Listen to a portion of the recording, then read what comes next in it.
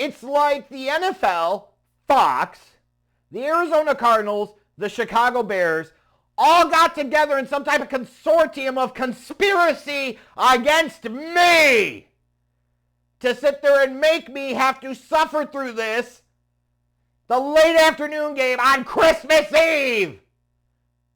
They said, take this lump of coal, put it in your pathetically empty stocking, and stuff it. Woo! Yeah, that was about everything you were going to expect today and more. But seeing as how it's the holidays, seeing as how it's Christmas Eve, seeing as how I'm in the spirit, I'm feeling jolly, I wanted to give all of you a special gift. To all of my viewers, followers, subscribers, fans, lovers, haters, trolls, you all deserve this. Especially if you're watching this on Christmas Eve or tomorrow on Christmas Day. What is fucking wrong with you? You're making me a part of your holiday season. Why? Well, I'm going to make it worth your while. A remix of a holiday classic called Gutless Getsy's Coming to Town. Are you ready? Put 'em up. It's going to be marvelous. Is it going to be in tune? Of course it's not. Is it going to be on key? What the hell do you think? And it doesn't matter. Are you ready? You know you are. Oh, you better watch out. You better not whine. You better not cry. I'm telling you why. Gutless Getsy's coming to town. He's making the call. Another halfback dive. Chicken shit offense makes him feel alive. Gutless Getsy's coming to town. He sees you when you're sleeping, not in an Alan Williams way. He knows if you're tweeting bad or good. Put 'em up, for goodness sakes. You better watch out. You better not whine. You better not cry. I'm telling you why. Gutless Getsy's coming to town. With halfback dives all the time. Throwing the rock would be a crime. Gutless Getsy's coming to town. With wide receiver blocks and wide receiver sweeps. Throwing it with Fields gives him the creeps. Gutless Getsy's coming to town. The dorks in Alice Hall all exclaim, yippee! They smash ding-dongs and go-gurts all around the McCaskey tree. So you better watch out. You better not whine. Better not cry. I'm telling you why. Gutless Getsy's coming to town. He sees you when you're sleeping, not in a creepy Alan Williams way. Bears football is 6-9 now. Put 'em up, for goodness sakes. You better watch out. You better not whine. You better not cry. I'm telling you why. Gutless Getsy's coming to town. Put 'em up. I got courage. I'm the offensive coordinator. Halfback dive. Merry Christmas, everyone. I hope you received that gift with the love and joy that it was provided with. Now let's talk about this game. Let's flip modes here for a second. That didn't work out so well. Well, that just, fuck it. Whatever. It was that type of day. Now, early on for the Bears, it was looking really good if you were like all hyped up on the Bears, right? Well, even before that. The Panthers lost because the Packers beat them. They somehow, some way tried to piss that game down their leg, but they won. Which means the Panthers stay at 2 wins, which means they still have an advantage for the top overall pick in next year's NFL draft. Keep pounding, Panthers. 2 losses to go. Go the distance. Chicago will forever feel grateful. Eddie Pinheiro last year was Lovie Smith that did his part to help Chicago secure the top pick. This year, you did your part. 2 missed extra points. Yeah! Bears football! The loyalty knows no bounds, right? Woo.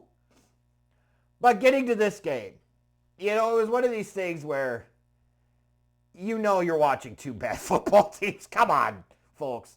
The Cardinals are worse than the Bears. But there was a thought from my part, honestly, I was wrong, I guess, that this is the type of game that the Bears aren't careful. The Cardinals could come in and win it on them, which, depending on your perspective, you're like, protect the tank.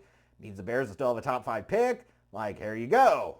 Or if you want them to win, you're like, they gotta be careful. There's still some ever so infinitesimal slim chance that they can get into the playoffs, by God. Whew. Yeah, we're dealing with that, right? But the Bears came out on a roll. And you would certainly hope they would against this really bad Arizona Cardinals team. They were up 21-0 halfway through the second quarter. And it was kind of this mixed bag of Justin Fields on the first series misses an out on 3rd and short. And you're like, why are you so late throwing that? That almost got picked. But then later on, he sits there, scrambles out of the pocket, playing more kind of like the hero playground ball, like the improvised, just go with it type of ball. He's able to connect with Cole Kmet down the field. Now, mind you, it was underthrown pretty badly, and Cole Kmet had to work back and make a spectacular catch, but he did. But at least Justin Fields took the shot, right? It's that yo-yo of Justin Fields, similar to Trubisky in a lot of ways, where you'll see something really good, and then you see something that's just dog shit. Like they get into scoring position and Justin Fields on 3rd down takes a sack. And it was a really bad sack. And you're like, you just can't have that. But then they get bailed out with the penalty and then Justin Fields runs it in for a 3-yard touchdown on the next play. That's a theme of Justin Fields and the Justin Fields experience in Chicago. Just like it is with the Gutless Getsy experience. Put him up. Put him up. I got the offensive coordinator. I got a game plan that's going to knock their socks off today. Gonna stick it up their chimneys. They're gonna never see it coming. We're gonna run it down their throats. Ugh. And it worked. The Bears committed to the run today, and by God, it worked. They went well over 200 yards on the ground. Of course, they ran the ball fucking 39 times. They only threw the ball 27 times.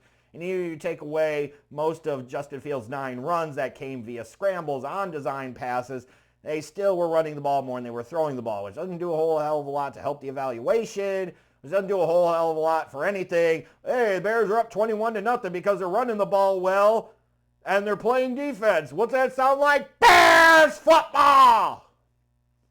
But inevitably, you just knew that the cowardly offensive coordinator and the brainless scarecrow of a head coach were going to find a way to allow the Cardinals to creep back into this one, and they certainly did.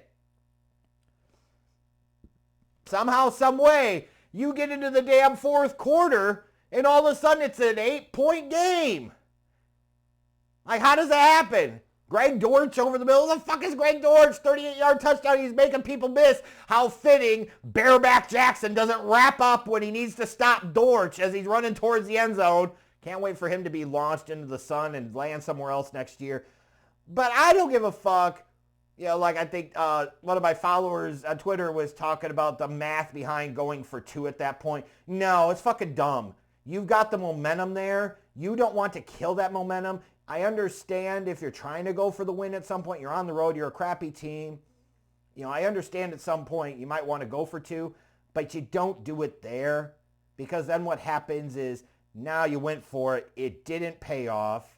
I don't care what your mathematical odds say. There's things there like momentum and understanding your situation. You've got the Bears on the ropes. Don't give them any momentum whatsoever. Like, kick the extra point, go down 7. It's legit a 1-score game. And if you score another touchdown, you stop the Bears and you sit there and now you're like, hey, kick the extra point, try to force overtime, go for 2. That's a different conversation, right? But you kind of take yourself out of it when you do that. So it's just really fucking dumb.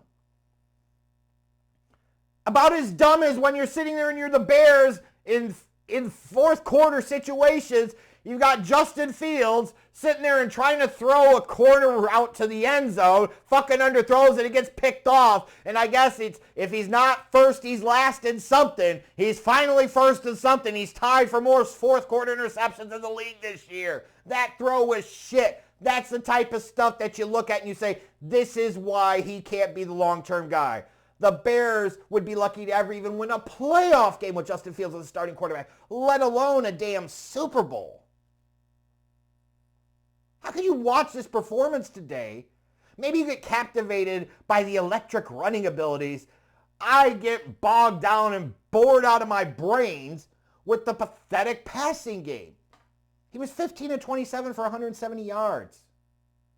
Yeah, they were able to run the ball effectively against the Cardinals, but they also felt like they had to run the ball effectively because they can't put it in their quarterback's hands to have him pass them to victory.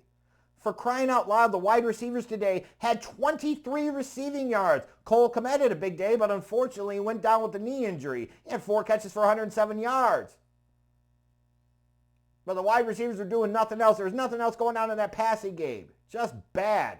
But then you look at it and you say, then there are situations where the coaching doesn't help, like on 3rd and 1 in your own territory in the 4th quarter where you've been running the ball effectively. Now you want to get fucking Nagy style. Let's get Nagy with it. Let's get Nagy with it. And we're going to fucking run Wildcat? And then come up short and then you're going to punt?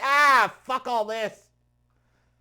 I swear to God, though, as dumb as Luke Getsy is, and as dumb as Matt Eberflus is, you can look at Matt Eberflus and say today, even with some of the questionable game management and so forth, he was only the 3rd dumbest coach on the field. The dumbest coach on the field was Jonathan Gannon.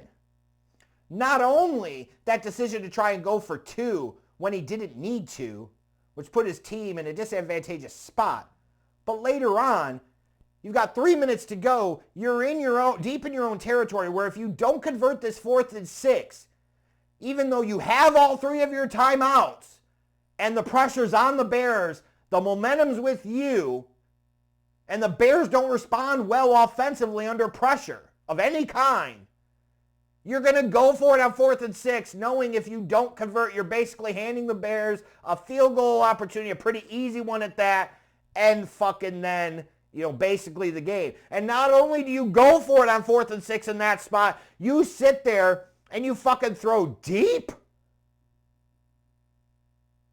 That's some gutless, gutsy Justin Fields shit. What the hell's going on here? I'm almost convinced that Jonathan Gannon had the over on this game because the over-under was 42. He had to have taken the over and was worried about Kyler Murray will lead him down the field a little bit, but then they'll stall out and there'll be no more points, so it'll be stuck at 24-16 and the under is going to hit. So if I sit there and take this risk, it's either going to really pay off for my team or it's going to get the Bears the ball in field goal range. They'll have to kick a field goal and the over hits. Hooray! Protect the tank!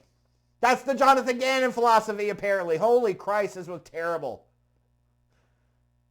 And what sucks about this is you're going to have Bears fans that are going to sit there and say, this is a Christmas gift. To me, again, this is a lump of coal. This is Bears football. When you look at this pathetic performance by the Bears today against a really god-awful bad team, this is nothing to celebrate.